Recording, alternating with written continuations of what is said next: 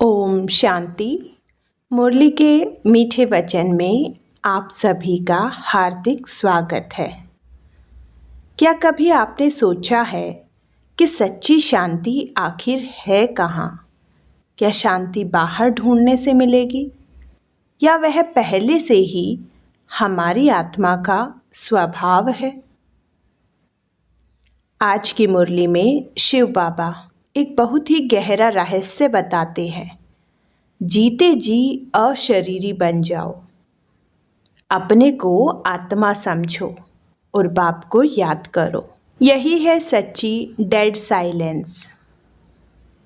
आज हम जानेंगे डेड साइलेंस का वास्तविक अर्थ क्या है, स्वराज्य का मजबूत फाउंडेशन कैसे बनता है, पवित्रता के बिना ज्ञान क्यों धारण नहीं होता, और बाप हमें ऐसा कौन सा राज्य देते हैं जिसे कोई भी कभी छीन नहीं सकता।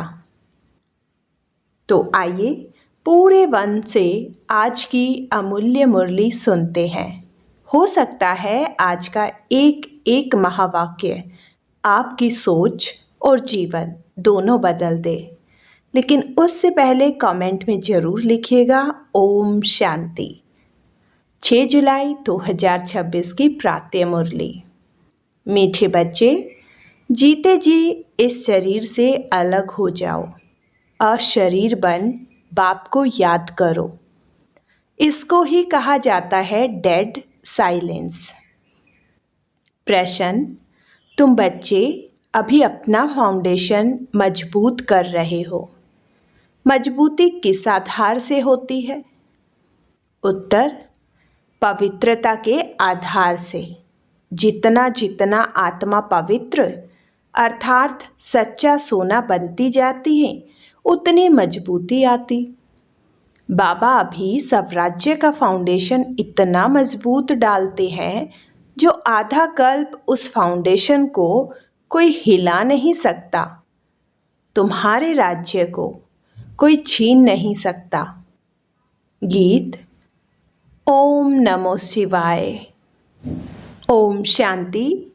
बाबा कहते हैं मुझे याद करो, अर्थात अशरीरी बनो, अर्थात डेड साइलेंस।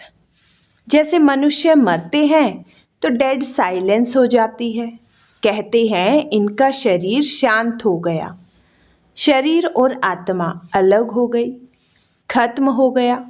यहाँ भी तुम बच्चे जब बैठते हो तो इसको डेड साइलेंस कहा जाता है। जीते जी अशरीरी बन जाओ, अपने को आत्मा समझो, बाप को याद करो। तुम जानते हो यह सच्ची शांति है। वो लोग शांति को नहीं जानते। डेड साइलेंस का अर्थ तो जानते ही नहीं। डेड साइलेंस क्यों कहते हैं? याद दिलाते हैं वह मर गया, शांत हो गया। तुम भी मर जाओ, तुम भी शांत हो जाओ। बड़े बड़े लोग गांधी की समाधि पर जाते हैं। वहाँ जाकर कहेंगे डेड साइलेंस, अर्थात शांति में बैठो। तुमको भी मालूम है हम आत्मा शांत स्वरूप है। दुनिया को पता ही नहीं। हम अपने स्वरूप में टिक जाते हैं। हमारा सब धर्म है शांत। हमारी आत्मा शांत स्वरूप है। उनको यह पता ही नहीं, इसलिए शांति मांगते हैं। आत्मा कहती है शांति चाहिए। आत्मा अपने सब धर्म को भूली हुई है। वास्तव में आत्मा का धर्म ही शांत है। फिर आत्मा क्यों कहती है अशांति है? अशरीरी हो बैठ जाओ। वह तो हठ से प्राणायाम चढ़ा देते हैं तो जैसे मर जाते हैं। उसको कहा जाता है आर्टिफिशियल शांति। तुम बच्चों को तो पता है हमारा सब धर्म शांत है। तुम आत्मा स्वराज्य ले रही हो। आत्मा ही सब कुछ बनती है। आत्मा बैरिस्टर बनती है। आत्मा कहती है हमको राज्य चाहिए। आगे भी राज्य लिया था बाप से, अब फिर लेने आए हैं। मनुष्य देह अभिमान में है तो दुख में है। अभी तुम समझते हो कि हम आत्मा हैं, अपने परम पिता परमात्मा से सब राज्य लेने आए हैं। तुम आत्मा को रज़ाई चाहिए। इस समय आत्मा सब राज्य मांगती है बेहद के बाप से। श्री कृष्ण को तो सब राज्य था, फिर गुम हो गया। अब बाप आकर तुम आत्माओं को राज्य देते हैं। इसको राजयोग कहा जाता है। परम पिता परमात्मा राजयोग सिखलाते हैं। मनुष्य देही अभिमानी होने के कारण कहते हैं मैं फलाना हूँ, मैं देह को ही समझ लेते हैं। वास्तव में मैं आत्मा करती है। आत्मा कहती है मैं यह चीज़ उठाता हूँ। फीमेल कहेगी मैं उठाती हूँ। वास्तव में आत्मा तो मेल है। मैं आत्मा बाप का बच्चा हूँ। आत्मा कहती है बाप हम आपसे सब राज्य ले रहे हैं। आत्मा को सब राज्य देते हैं परमात्मा। भक्ति और ज्ञान में देखो कितना फर्क है। शिव का मंदिर भी होता है, सबसे जास्ती घंटे भी शिव के मंदिर में बजते हैं। उनको जगाते हैं, जगाते तो सबको हैं। सवेरे सवेरे बैंड बाजे बजते हैं। यहाँ बाप बच्चों को जगाकर देवता बनाते हैं। घंटे आदि बजाने की कोई बात ही नहीं। बाप कहते हैं तुमको सब राज्य चाहिए तो पहले पवित्र बनो। एम ऑब्जेक्ट बुद्धि में रहती है। स्टूडेंट कहेंगे हम यह मैट्रिक पास करेंगे, फिर यह कहेंगे। सन्यासी चाहेंगे हमको शांति मिले। एक कहानी भी है। रानी के गले में हार पड़ा था, ढूंढती थी बाहर। तो वह भी शांति को बाहर ढूंढते हैं, परंतु आत्मा तो स्वयं शांत स्वरूप है। आत्मा अपने सब धर्म को भूल अपने को शरीर समझ बैठी है। बाप फिर स्मृति दिलाते हैं कि तुम आत्मा हो। तुम आत्मा ने 84 जन्म भोगे हैं। यह बातें दूसरा कोई समझ न सके। बाप कहते हैं तुम अपने जन्मों को नहीं जानते हो, मैं बताता हूँ। तुम हो ब्रह्म कुमार कुमारियाँ। बाप ने समझाया है शिवाय पवित्रता के ज्ञान की धारणा हो नहीं सकती। कहते हैं ना शेरनी के दूध के लिए सोने का बर्तन चाहिए, तो इसमें भी सोने का बर्तन चाहिए। आत्मा बाप को याद करने से सोना बन जाती है। बाप भी सच्चा सोना है। आत्मा बाप को याद करती है तो ज्ञान आ जाता है। तुम सच्चा सोना पवित्र थे। यह ज्ञान का असर किसी को होता नहीं। बाप कहते हैं मैं तुम आत्मा को स्वराज्य देता हूँ। यह स्वराज्य मिलेगा तब जब पुरानी सृष्टि का अंत और नई सृष्टि की आदि होगी। मनुष्यों को हद की रज़ाई है। बेहद की रज़ाई मनुष्यों को कभी मिलती नहीं। विश्व का मालिक बन न सके।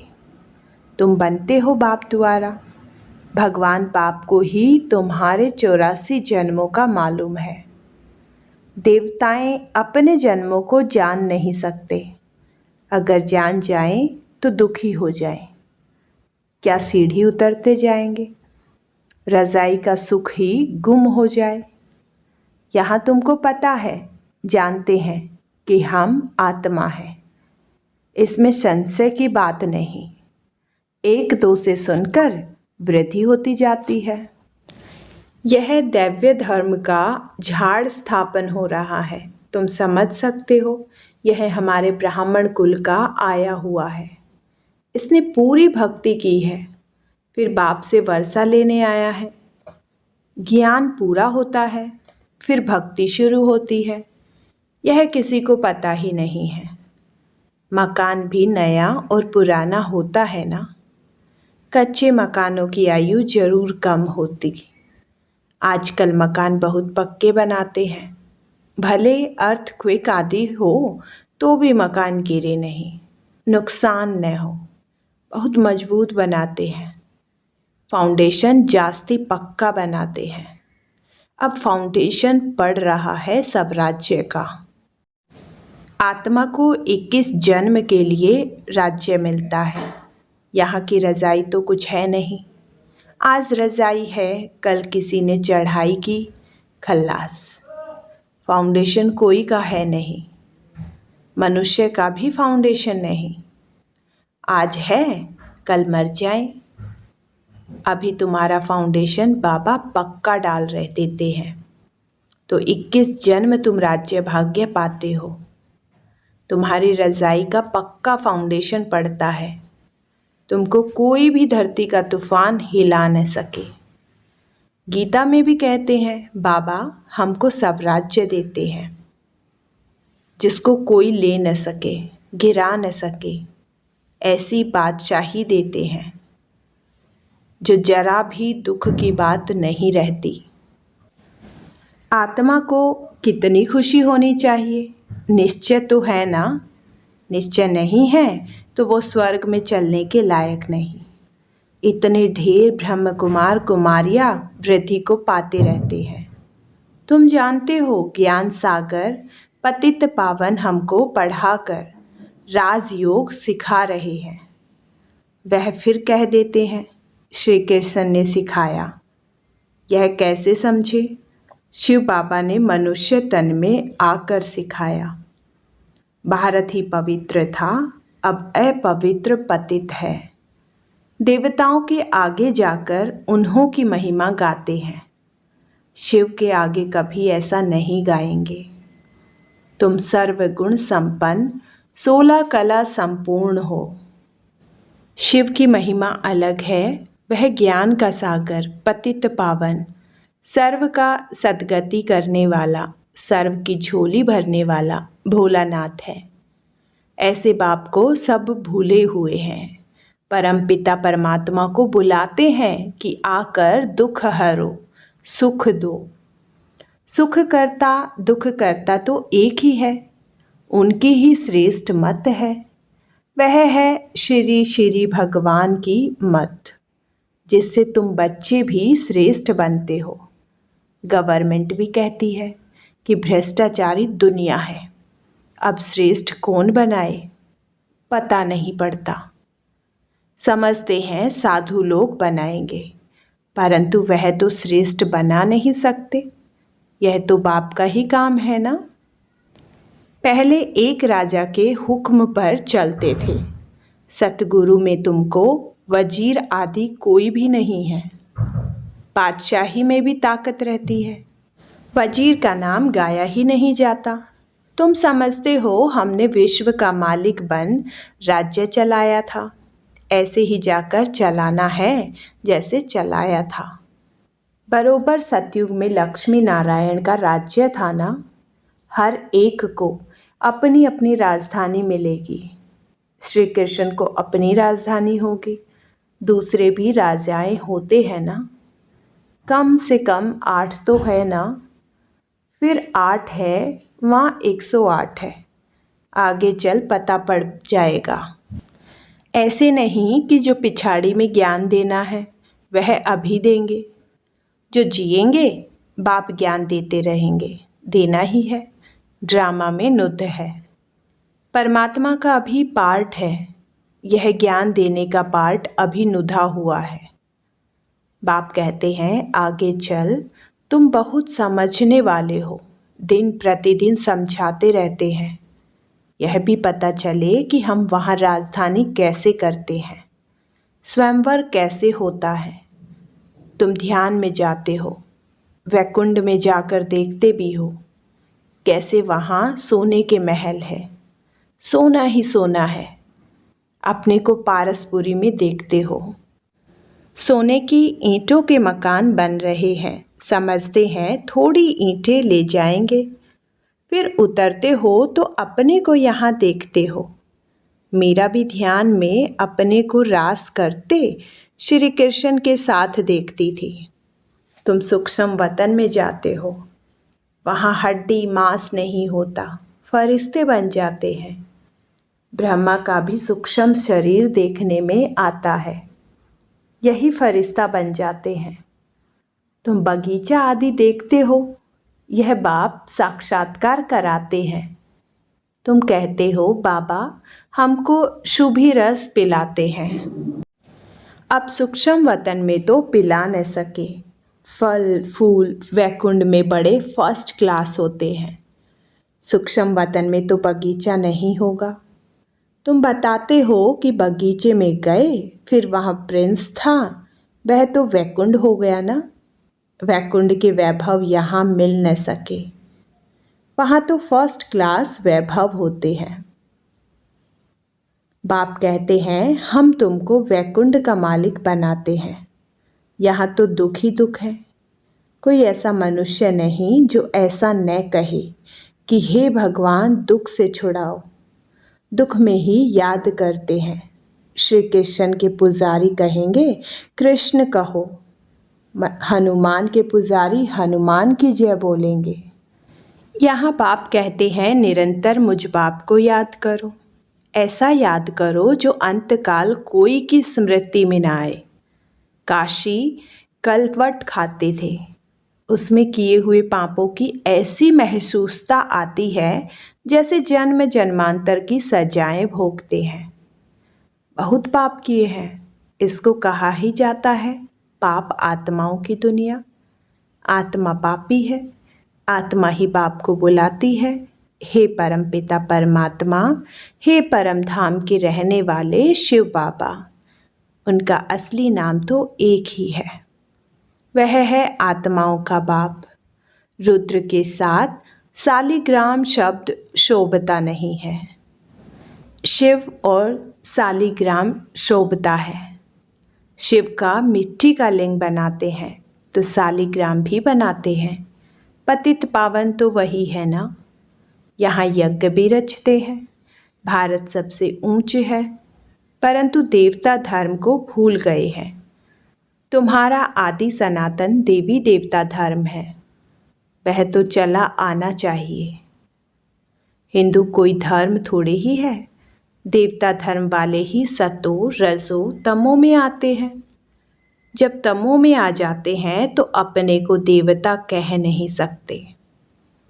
वास्तव में हिंदू तो धर्म है नहीं, तो समझाया जाता है कि तुम देवी देवता बन सकते हो, आकर समझो। तो कह देते फुर्सत कहाँ है। बाप कहते हैं हम तुमको अपना बनाते हैं शांति और सुख का वर्षा देने के लिए। कोई परिवार आपस में इकट्ठे रहते हैं, बहुत प्यार से चलते हैं, सबकी कमाई इकट्ठी होती है, कोई हंगामा नहीं रहता। परंतु इनको स्वर्ग तो नहीं कहेंगे ना। सतयुग में एक भी घर में बीमार दुखी होते नहीं, नाम ही है स्वर्ग। कहाँ सब सुखी रहते हैं। बाप से तुम सदा सुख का वर्षा लेने आए हो, तुमको ज्ञान मिला है। कहते हैं बाबा आप पतित पावन हो, हमको भी पावन बनाओ। बाप के साथ तुम बच्चे भी खुदाई खिदमतगार हो। अच्छा, मीठे मीठे सिक्के लदे बच्चों प्रति माता पिता बाप दादा का याद प्यार और गुड मॉर्निंग। रूहानी बाप की रूहानी बच्चों को नमस्ते। धारणा के लिए मुख्य सार नंबर 1, स्वराज्य लेने के लिए पवित्रता का फाउंडेशन अभी से मजबूत करना है। जैसे बाप पतित पावन है, ऐसे बाप समान पावन बनना है। नंबर 2, अपने शांत स्वधर्म में स्थित रहना है। जितना हो सके देह अभिमान छोड़ देही अभिमानी रहना है। डेड साइलेंस अर्थात अशरीरी रहने का अभ्यास करना है। वरदान अन्य आत्माओं की सेवा के साथ साथ स्वयं की भी सेवा करने वाले सफलता मूर्त भव। सेवा में सफलता मूर्त बनना है तो दूसरों की सर्विस के साथ साथ अपनी भी सर्विस करो। जब कोई भी सर्विस पर जाते हो तो ऐसे समझो कि सर्विस के साथ साथ अपने भी पुराने संस्कारों का अंतिम संस्कार करते हैं। जितना संस्कारों का संस्कार करेंगे उतना ही सत्कार मिलेगा। सभी आत्माएं आपके आगे मन से नमस्कार करेंगी, लेकिन बाहर से नमस्कार करने वाले नहीं बनाना, मानसिक नमस्कार करने वाले बनाना। स्लोगन: बेहद की सेवा का लक्ष्य रखो तो हद के बंधन सब टूट जाएंगे। अव्यक्त इशारे: ज्वाला स्वरूप स्थिति में रह शक्तिशाली याद का अनुभव करो। जब तक आपकी याद ज्वाला रूप नहीं बनी है तब तक यह विनाश की ज्वाला भी संपूर्ण ज्वाला रूप नहीं लेती है। यह भड़कती है, फिर शीतल हो जाती है, क्योंकि ज्वाला मूर्त और प्रेरक आधार मूर्त आत्माएं अभी स्वयं ही सदा ज्वाला रूप नहीं बनी है। अब ज्वाला रूप बनने का दृढ़ संकल्प लो और संगठित रूप में मन बुद्धि की एकाग्रता द्वारा पावरफुल योग के वाइब्रेशन चारों ओर फैलाओ। तो आज की मुरली हमें याद दिलाती है कि सच्ची शांति किसी स्थान पर नहीं बल्कि अपने आत्मस्वरूप में स्थित होने से मिलती है। जब हम स्वयं को आत्मा समझकर शिव बाबा की याद में रहते हैं तब हमारा जीवन पवित्र, शक्तिशाली और सुखमय बनता है। यदि आज की मुरली ने आपके मन को स्पर्श किया हो तो इस दिव्य ज्ञान को अधिक से अधिक आत्माओं तक अवश्य पहुंचाइए। वीडियो पसंद आई तो लाइक करें, अपने अनुभव कमेंट में लिखें और साथ में लिखें ओम शांति, और चैनल को सब्सक्राइब करना न भूलें। फिर मिलते हैं बाबा की अमूल्य मुरली के साथ। ओम शांति।